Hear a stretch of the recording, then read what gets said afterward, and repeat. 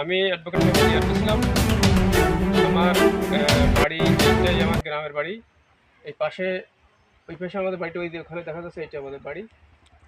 আর এটা যে বাড়িতে দাঁড়িয়ে আছি আমরা, এটার বাড়ির মালিক ছিলেন হামিজউদ্দিন সর্দার। জি। ওই হামিজউদ্দিন সর্দার আমাদের ওই বাড়িতে উনি কাজকর্ম করতেন আর কি, আমাদের দেখাশোনা করতেন। আমার দাদার নাম সানাউল্লাহ সর্দার। তো আমাদের ওই বাড়িতে মুক্তিযুদ্ধের সময় 28 জন মুক্তিযোদ্ধা ওই বাড়িতে অবস্থান করত। তখন ওই বাড়িটা আমাদের নতুন হয়, তখন আমরা বসবাস শুরু করিনি। 71 যুদ্ধ যখন শুরু হয়, তখন ওই বাড়িটা আমরা মুক্তিযোদ্ধাদের জন্য আমরা ছেড়ে দিই। আমার দাদা সানাউল্লাহ সর্দার এবং আমার বাবা চাচারা মিলে তাদেরকে খাওয়া দাওয়া দিত, তাদের আশ্রয় দিত, এবং তারা খাওয়া গোসল এখানেই সারতেন। এবং আমাদের এই আইসপাড়ার যে মাঠের পশ্চিম পাশে যে মাঠটা আছে, ওখানে 8টা বাংকার ছিল। ওই বাংকারে এই মুক্তিযোদ্ধারা তারা অবস্থান করতেন। এবং আপনারা জানেন যে বালিয়াডাঙ্গাতে বড় যুদ্ধ হয়েছিল, সেখানে মুক্তিযোদ্ধারা ছিল হঠাৎগঞ্জে হাই স্কুলে। এবং তাদের সাথে এদের সবসময় মুখোমুখি অবস্থান ছিল, গোলাগুলি নিত্য নৈমিত্তিক ব্যাপার ছিল। তো এখানে আমাদের স্থানীয় স্বাধীনতা বিপক্ষ শক্তি এই তথ্যটা খান সেনাদের কাছে পৌঁছে দেয় যে এখানে সর্দারবাড়ি, সানাউল্লাহ সর্দারবাড়ি 28 জন মুক্তিযোদ্ধা থাকে, এবং এখানে বাংকারে তারা গুলিগালা করে। বালিয়াডাঙ্গা বাজার এবং হঠাৎগঞ্জ স্কুলে যে খান সেনারা থাকতো, তাদের সাথে এদের সবসময় গুলি বিনিময় হতো। এই খবর পাওয়ার পরে এই যে পূর্ব পাশে দেখছেন যে নৌখাল, এটা ঐতিহাসিক নৌখালে, ওই যে জায়গাটা, ওইখানে স্পিড বোটে করে ভাদ্র মাসের 10 তারিখে, ওই দিন শুক্রবার ছিল, ওই দিন খান সেনারা এসে এইখানে হামিদুদ্দিনকে আগে তারা গুলি করে। এই হামিদুদ্দিন সাহেবের জামাতা, উনি একজন মুক্তিযোদ্ধা, লুৎফর রহমান। উনি এই বাড়িতে বসবাস করে। এই কাঁচা ঘরটা 71 সালের থেকে এই আছে, কিন্তু উনি শহীদ হওয়া সত্ত্বেও আজ পর্যন্ত অদ্যাবধি কোনো সরকারের কোনো সহযোগিতা ওনার পাননি। এবং ওনার মেয়েও, এনার স্ত্রীও এখানে থাকে, বসবাস করে। এখন তারপরে আমাদের বাড়িতে ঢুকে আমার দাদা সানাউল্লাহ সর্দারকে ধরে নিয়ে যায়, আমার চাচা আব্দুল মালিককে ধরে নিয়ে যায়। ধরে নিয়ে কিছু দূর নিয়ে আমার দাদাকে গুলি করার চেষ্টা করে, কিন্তু কয়েকবার চেষ্টা করেও গুলি করতে তারা ব্যর্থ হয়। পরবর্তীতে দাদাকে তারা ছেড়ে দিয়ে আমার চাচাকে আব্দুল মালিককে তারা নিয়ে যাওয়ার পরে সামনে ওই পাশে, দক্ষিণ পাশে মমতাজ সর্দার তখন বাজদা ইউনিয়নে, আমাদের এই গ্রামটা আবার দুই ইউনিয়নে, 2 থানায়। আমাদের এটা কলারা শেষ, ওই সামনে কিছু দূর গেলে সাতক্ষীরা উপজেলার বাজদা ইউনিয়নের অংশ। ওই বাজদা ইউনিয়নের তৎকালীন প্রেসিডেন্ট ছিলেন মমতাজ সাহেব। ওনার বাড়ি এখান থেকে কিছু দূর গেলে ওনার বাড়ি।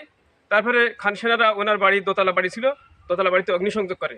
অগ্নিসংযোগ করার পরে তারা আমার চাচাকে নিয়ে তারা আবাদারহাটের টর্চারিং ছেলে 18 দিন রাখে। পরবর্তীতে আমার ছোটো চাচা আব্দুল সামাদ 2000 টাকা দিয়ে তাদেরকে, আমার চাচাকে ছাড়াই নিয়ে আসে। এখন এই শহীদ হামিদুদ্দিন, এখানে দক্ষিণ পাড়ায় একজন আকবর আলী নামে একজনকে তারা গুলি করে হত্যা করে। ওই দিন একই দিনে 2 জনকে হত্যা করে। এবং এখানে আমাদের আইসপাড়ায়, এই পাশে ঋষিপাড়া আছে, ঋষিপাড়ায় একটা মহিলাকে বাইরে থেকে এনে খান সেনারা দিনভর ধর্ষণ করে তারা চলে যায়। এই বাংলাদেশের মুক্তিযুদ্ধের ইতিহাসে আমাদের আইসপাড়ার উল্লেখযোগ্য ইতিহাস আছে। এই ইতিহাসটা নিয়ে কেউ কোনো কাজ করে না। এবং আমাদের এখানে 2 জন মুক্তিযোদ্ধা ছিল, আকাশ সাহেব ছিল দক্ষিণ পাড়ায় বাড়ি, আর একজন ছিল হাবিবুর রহমান। ওনারা 2 জন মারা গেছেন, কিন্তু ওনাদের পরিবার সরকারের সেইভাবে কোনো সহযোগিতা পাননি।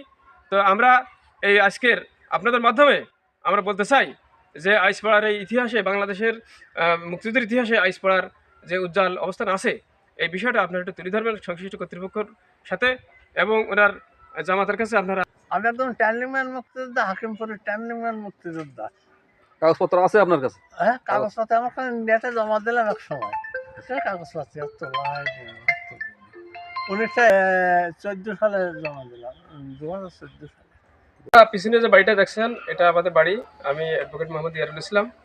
আমার আব্বার নাম নুরুল হাফিজ মাস্টার, আমার দাদা সানাউল্লাহ সর্দার। এটা 71 সালে এই বাড়িটা যখন মুক্তিযুদ্ধ শুরু হয়, তখন এই বাড়িটা আমাদের কেবল কমপ্লিট হয়েছে, কিন্তু থাকা শুরু করিনি। পিছনে আমাদের একটা ঘর ছিল, বাড়ি ছিল, এই পাশে একটা ছিল, সেখানে আমাদের পরিবার থাকতো। তো মুক্তিযোদ্ধারা আমাদের এই বাড়ি, ফাঁকা বাড়িতে আমাদের পরিবার তাদেরকে জায়গা দিয়েছিল। আমার দাদা, আমার দাদি, আমার মা তাদেরকে রান্না করি, খাওয়া, সবসময় তাদেরকে দায়িত্ব পালন করতো। আমার দাদা ছিল, এই যে মসজিদে দেখছেন, এই মসজিদের ইমাম ছিল। আমাদের এখানে মুক্তিযোদ্ধারা থাকতো। এবং এই আমাদের এই বাড়ির পশ্চিম পাশে এখানে মাঠে বাংকার ছিল কয়েকটা। এই বাংকারে এই মুক্তিযোদ্ধারা দায়িত্ব পালন করতো পালাক্রমে, এবং এখানে এসে খাওয়া দাওয়া করতো। এটা খান সেনারা জানতে পারে। জানার পরে তারা এখানে ভাদ্র মাসের ওই সময়, বাংলা ভাদ্র মাসের 10 তারিখ শুক্রবার, এই পাশে স্পিড বোটে এখানে খালটা দেখছেন নৌখাল, ওখান থেকে এসে তারা এখানে ঢুকে আমার দাদারে এবং আমার চাচা মালিক চাচা, আমার চাচিও বেশি আছে, আমার চাচা মারা গেছে, তাদেরকে ধরে নিয়ে যায়। ধরে নিয়ে এই পাশে নিয়ে আমার দাদারে গুলি করার চেষ্টা করে, কিন্তু কয়েকবার চেষ্টা করার পরে দাদাকে গুলি করতে তার বাদে গুলি বের হয় না। পরবর্তী তারা দাদাকে ছেড়ে দিয়ে আমার চাচাকে, আমার এই চাচি আছে, আমার ওই যে চাচাতে বোন আছে এই যে পিছনে ওর বাবা, তাদের ওনাকে নিয়ে যায়। নিয়ে আমাদের হাটে তাদের টর্চারিং করে থাকে। 18 দিন পরে আমার এই চাচা, আমার ছোটো চাচা আব্দুল সামাদ সর্দার, উনি গিয়ে 2000 টাকা দিয়ে সে আমাদের হাট থেকে আমার এই চাচাকে আমার ফেরত নিয়ে মামু আসে। ছিল, তার মামাটা সত্যি তখন ওই মুক্তিযোদ্ধাকে আমার আব্বা খাই দিত, আর আমি মুক্তিযোদ্ধাকে ঘরতাম। এই হলো অপরাধ ছিল আমার আব্বার।